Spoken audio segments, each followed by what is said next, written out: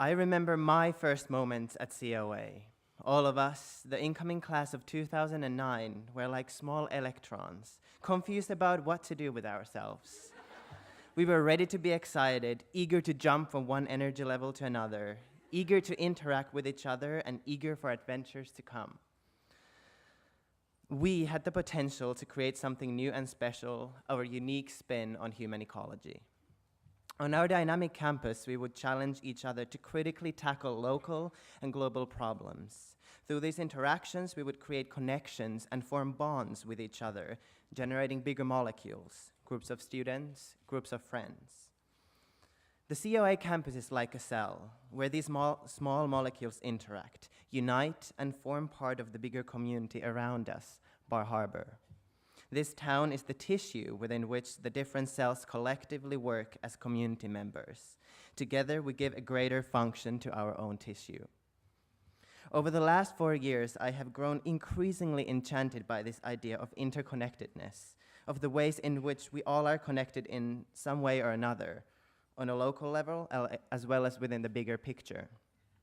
At COA, we all define our focus within human ecology, but ultimately, we are pushed to solve various challenges out in the bigger world. In doing so, we come to understand that just as in science, microscopic entities form to make the bigger ones, so too do different academic disciplines interact with each other to create successful solutions to our problems. And so too do smaller units of people intersect to define societies. My interest in human health first led me to the sciences, but my journey quickly expanded from local lab work and study of molecules into the wider social, psychological, anthropological, artistic, and cultural disciplines as well. I realized that just as the different levels of our biological bodies are connected, so too are individual and academic disciplines interconnected to the function of broader healthcare systems. I began seeing how social psychology, medical anthropology, social movement strategies, and economic development relate to scientific notions of health. How my presentation on anti-malarial drugs or screening of a documentary about global polio vaccination campaign could be better understood considering these multifaceted determinants of health. I wanted to draw these connections onto the global map and make them tangible for me. I felt the burning need to see how public health initiatives work in an unfamiliar culture and to engage with them through first-hand experience. I was craving for an experience that would take my understanding of interconnectedness from COA and apply it in the global world we live in. I needed to observe how the different organ systems, countries, make a healthy and sustainable body, our interconnected world. Thirsty for engaging with communal work, new languages, and people, I landed on a children's home in rural central Java in Indonesia. It was in Java that I also had the opportunity to visit a local rehabilitation center for disabled children. I remember entering a room of around 30 children, all mostly apathetically lying on the floor. These children had very little or no control over their bodies and very limited communication skills. Due to a lack of staffing, they had hardly any physical or verbal interaction with other people. As I held one of the residents, Ari, in my arms, seeing his shining starry eyes, feeling the loose muscles around his brittle bones, and wiping the drool around his mouth, I was struck by my emotions. The science-oriented, medically inclined student in me immediately knew that Ari was struggling to thrive because his biological body did not work properly, because the different parts in it were disconnected.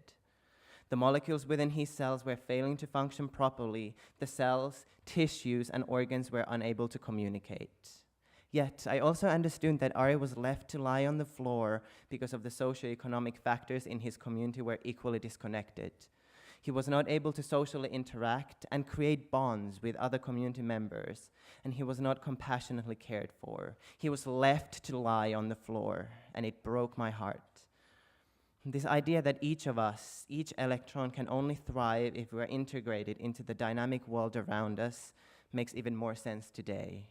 Our bodies, our well-being can be in balance only with the correct and holistic, interconnected combination of the socio-psychological factors of our lives, the natural environment, money and wealth, culture, political economy, and many others.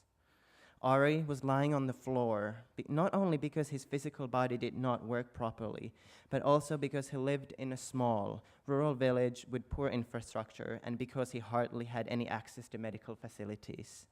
Because he was born fated to a life of the poor. Because his family had been forced to abandon him due to social, religious, and financial reasons. Just as we cannot heal the sick by fixing only one system in the body, we cannot vaccinate a child that is abandoned on a street without helping them to find a home.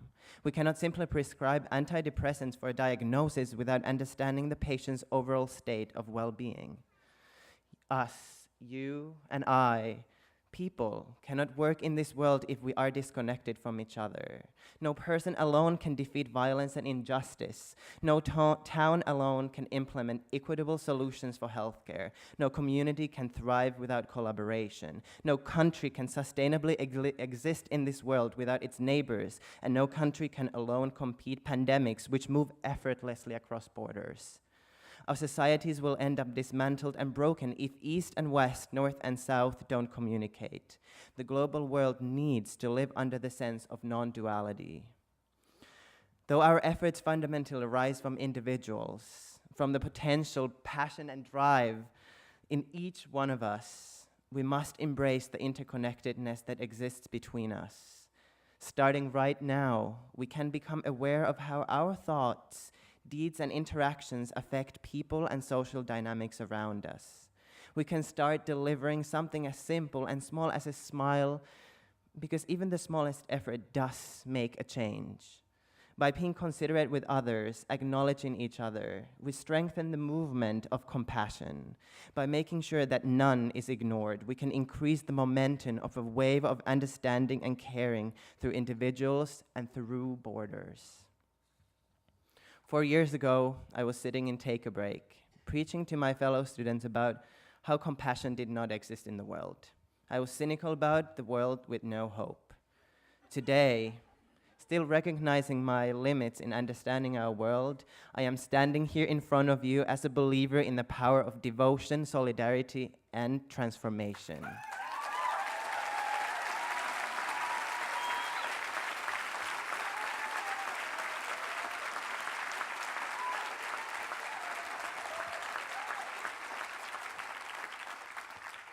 Now, I hope that you will join me because we cannot afford for you not to, because Ari cannot afford you not to. This is my only chance, and it is your only chance as well. Thank you.